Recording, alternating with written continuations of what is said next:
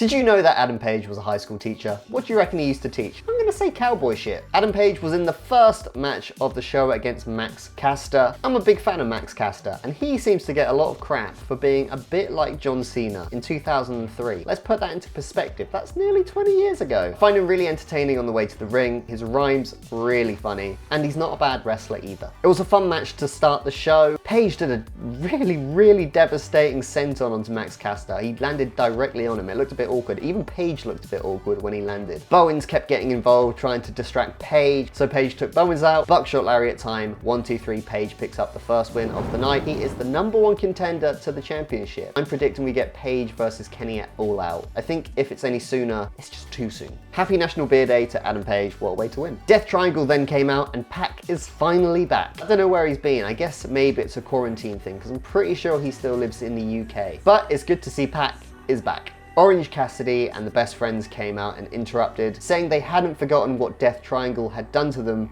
at the start of 2020. They were looking for a match. Pac just said, jog on, mate. Assuming that match is going to happen sometime in the near future, can you imagine how good that match is going to be? Inner Circle are back, baby! What a treat this was. Jericho then insulted the the Pinnacle, and said that bad decisions were made in the Inner Circle because of MJF, who he now calls my jerk-off friend. He didn't slip up at all. I don't know how he does it. Even JR sounded really impressed with it, calling it an immortal promo. I mean, Jericho was cutting this thing, and everything was just hitting the mark. Jake Hager was in the back, genuinely looking like he was falling in love with him. Jericho ended by saying he was going to turn the Pinnacle into a human centipede and put MJF at the back of it. He's challenged them to a match, finally going to be the Blood and Guts match that we were supposed to get last year. It's going to be in May, and it's going to be epic. Is anyone actually better than Jericho? We then went backstage and saw Christian Cage cutting his own good promo before he was interrupted by Taz, who wants to recruit him to Team Taz. I can't see him joining, but with Brian Cage and Ricky Starks seemingly having issues, maybe it could just happen. Jurassic Express versus the Bear Country was next. I would be lying if I didn't think Luchasaurus would be higher up the card by this point in his AEW career, but he's kind of stalled. I wonder if the lack of crowds has actually really harmed his rise to the top. I don't know. What do you think of Luchasaurus? Let me know in the comments down here. Either way, he picked up the win with a standing moonsault, another win for Jurassic Express. I quite like Bear Country as well. It's nice to see AEW giving new talent a good amount of time. QT was then backstage throwing shade at Cody, saying Cody would be nothing if he didn't go to the Indies, and that Cody basically had to leave WWE to try and make himself feel like a star. Anthony Ogogo then kind of insulted Americans. Do you think he realized he was sat in a room with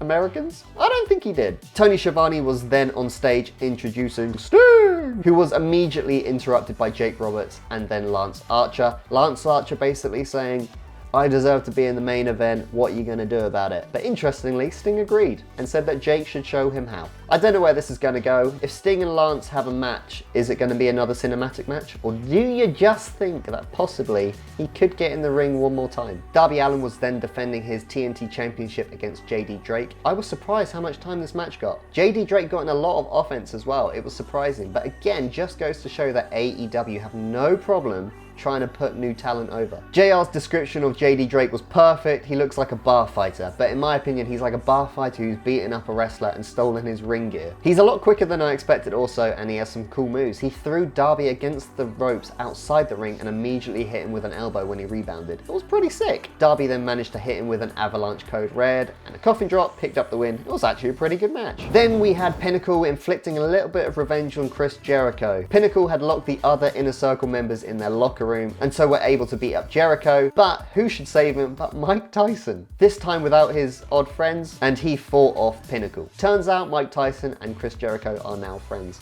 I wonder if Mike Tyson's going to get involved in the Blood and Guts match, and in what way would that happen? Next it was the Bunny versus Ty Conti. Bunny looked great last week, and as you probably know by now, I'm a big fan of Ty Conti. Ty hit a Tazplex on Bunny where, honest to God, I did not think Bunny was going to get over her head, and I was really worried for her. Bunny hit a really good running drop kick to the outside on Ty. As I've said before, this women's division is starting to get really good. I kind of used to skip through the women's matches, but now I am invested. It's really turning into a great division. Bloody love the Ty KO. It looks devastating, and I was surprised Bunny kicked out because it looks so good. Ty hit a superplex on Bunny, which again she landed really high on her head. Then a hammerlock DDT. Ty picks up the win. It's time the championship moves to Ty, and then I want to see Ty Conti versus Britt Baker. Main event! Kenny Omega and the Good Brothers versus Jon Moxley and the Young Bucks. It's hard to call the Young Bucks. I'm always expecting them to like turn. I never know where they sit. I enjoy it though, it keeps me guessing. Matt hit a brutal pile driver to Kenny. I actually thought he'd been spiked on his head. It looked really bad. I was worried. Matt and Nick were going for a BTE trigger on Kenny, but again, Matt didn't want to do it. Jon Moxley was getting annoyed, tagged himself in, started hitting Kenny with paradigm shifts, brutal paradigm shifts, and then it happened. The super kicks of the Young Bucks to Mox. The Good Brothers, Kenny, and the Young Bucks are all good. Do you think this is the right way to go though, or would you have rather seen the Young Bucks versus the Good Brothers in some kind of rivalry for the tag titles? Overall, I thought it was a good show. I didn't really think it was any better than last week. I'm going to give it a 7 out of 10. What did you think of the show? Let me know in the comments down here. Hit the like button and maybe even consider subscribing.